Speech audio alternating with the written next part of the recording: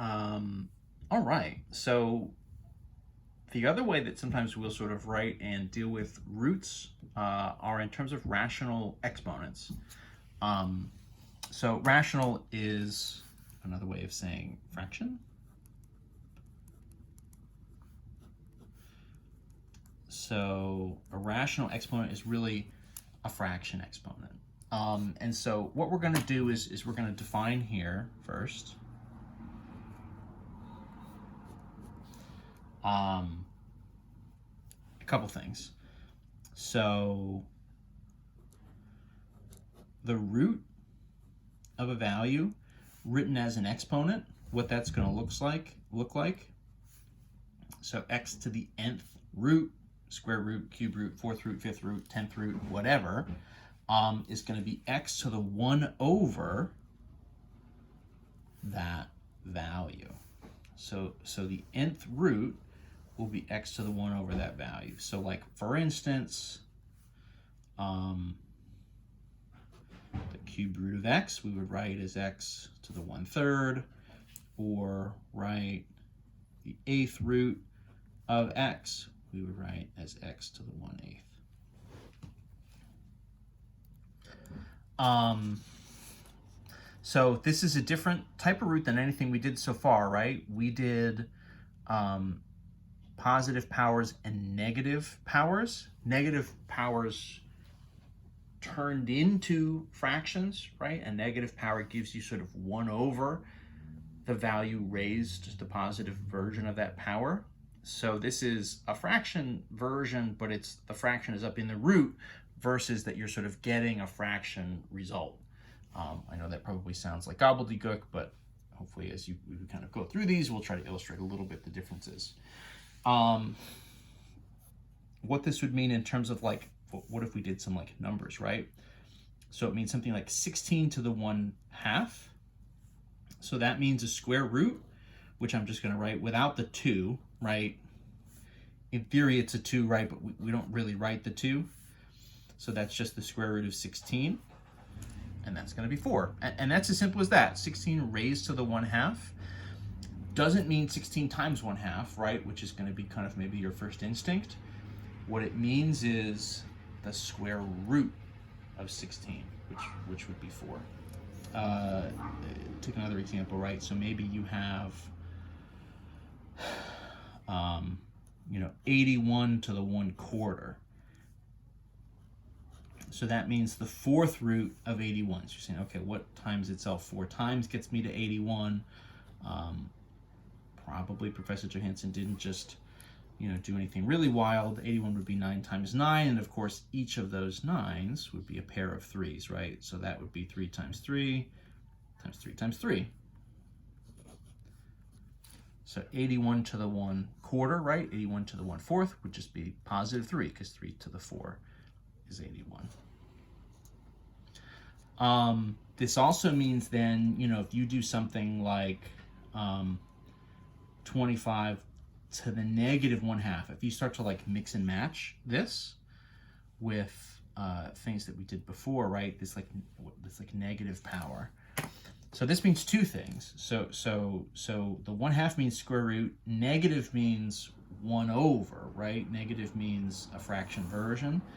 So this is kind of 1 over 25 to the positive 1/2, which would be 1 over the square root of 25, which makes the whole thing 1/2. Right, so you can start to really kind of mix these up, and you really get a couple different kind of like moves. You get kind of fraction moves, you get root moves, you get a number of different things. From here, it's not too much of a jump. If we sort of combine something like this 1 over, the root is 1 over n in the exponent. If we combine that with like our powers on powers rule, where if you take a power and raise it to another power, you're going to multiply them together. What for us that means is, well, so x to the sort of generic fraction, right, m over n, So in theory, right, that kind of means like x to the 1 over n, and then it's like raised to the m, or it could be, right, kind of x to the m, and it's like raised to the 1 over n, right? You're kind of multiplying those powers together. Neither of those is really great. Probably the best way to think of this then is it's the root, right, the nth root of x raised to the power, or you could think of it as sort of x to the m, and then you're taking kind of a root of the answer. So if you have not just a 1 over type exponent, but you have actually just like a true fraction, you know, 2/3, a 3/4, a 5/8 or something, what you're going to get then is kind of a combination of things. So let's take something like, you know, 8 to the 2/3. So the 2 up top means square still. So you could kind of say 8 squared is 64. Or the way I like to do it, let's actually apply the root first. So the 3 on the bottom here means cube root. So let's do a cube root of 8. So that would be kind of the 1/3 aspect. That would be the 3 on the bottom. And then the 2 on the top means that whole thing gets squared. So you're really breaking this down into stages. You're kind of doing a root stage and then a power stage. I would say pretty much always do the root first, because your root, right, if you apply the root of 8, in this case cube root of 8, that would be positive 2, right? 2 times 2 times 2 is 8. That gets you a smaller number, and then 2 squared for us, right, would be 2 times 2 would be positive 4. So again, the move here is not to do 8 times 2/3, which I think is what people kind of maybe think of initially, right? It's not that. That's not what's happening, right? What you're doing is this combination of a root and then an exponent. Let's do something like, I don't know, you know, 16 to the 5/4 or something, right? So what that means is the 4th root of 16, and that whole thing gets raised to the 5. I'm kind of on purpose here picking numbers that actually have semi-decent roots. In theory, right, you could do this, of course, for base numbers that don't have great roots, and you just have to go through the simplification and kind of deal with it. I'm trying to make this a little bit easier on us here for a second. So the 4th root is 16. The base value here is 2 again, and then we're going to do 2 to the 5. So we're going to end up with something bigger than what we started with. That's kind of fine. I mean, this probably makes sense if you do 8 to the 2/3. You know, if your power is less than 1, 8 to the 1 is 8, right? So if your power is less than 1, it would make sense to get something that's less than 8. 8 to the 0 would be 1, so you're kind of between 1 and 8, in this case 4. 16 to the 5/4, we're going to be between kind of 16 to the 1 and 16 to the 2. 16 to the 2 is pretty big. So we're not going to be quite as big as that. In this case, 2 to the 5, well, 2 to the 4 was 16 times 2 again would be 32. Right? So moves kind of like this. We could do negatives as well, right? We could do something like, gosh, what else could we do? 5 and 25? Doesn't really matter. Let's do, right, 27 to the negative 4/3 or something, right? So that means 1 over 27 to the 4/3. So the negative here again doesn't mean a negative number. It turns it into a fraction. So it's a 1 over, and then we do this whole root and power routine sort of strictly in the denominator. So 1 over, we start to stack this up, right? Cube root, 2, 7. Whole thing gets kind of raised to the 4. So, okay, cube root 27, right? That's going to be 3, right? 3 squared is 9, times 3 again is 27. So that kind of value there is 3, and then that gets raised to the 4. I think we did a second ago. 3 to the 4 is 81, right? So this would be 1 over 81. So something kind of like that. What else are you going to see for fraction powers? Oh, we could actually do and kind of revisit. Well, I'll do it in, we can squeeze it in. I'll just do a couple quick examples. We can also kind of revisit our P2 exponent rules, but just like with these fraction powers. I'll just do a couple just like kind of quick, right? So what this would mean would be something like, you know, say you have x to the 3/5 and then the whole thing is squared, right? So that would be x to the 3/5 times 2, and you're just doing some fraction math, right? So 3/5 times 2/1, this would be x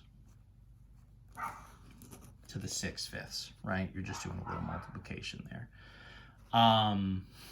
You could do something like, you could do some division kind of stuff.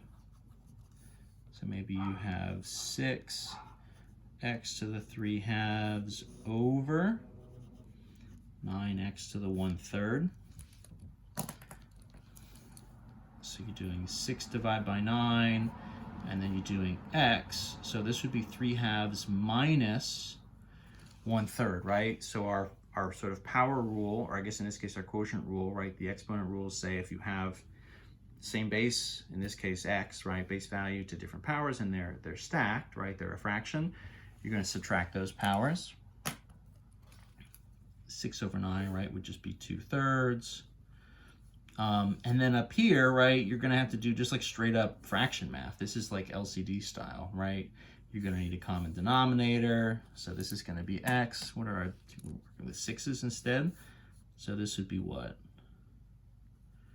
9/6 minus 2/6, right? This would be times 2. This would be times 3. So this is going to turn into 2/3 x to the what? 7/6. Kind of unexpected, right? I mean, it's a little bit wild, but that's the kind of thing that can happen. Similarly, if you have, right, powers kind of stacked on powers, or no, we did that already. I'm sorry. Oh, I guess we didn't do maybe what I should have done first. You know, if we're multiplying, 2 times x to the 3/4 times 4, whatever, x to the 2/5 or something, right? If you're going to multiply, you'd obviously have 2 times 4 is 8. And then here you'd have to add the powers instead of subtracting. So this would be a 3/4 plus 2/5. You're going to need LCDs. This is going to go up to what, 20? So all that good fraction math is kind of still in play. What's this going to be? 15/20 plus 8/20, so 23/20. That would be pretty horrible to actually have to calculate as a number. Take a 20th root and raise it to the 23. That sounds like a total nightmare.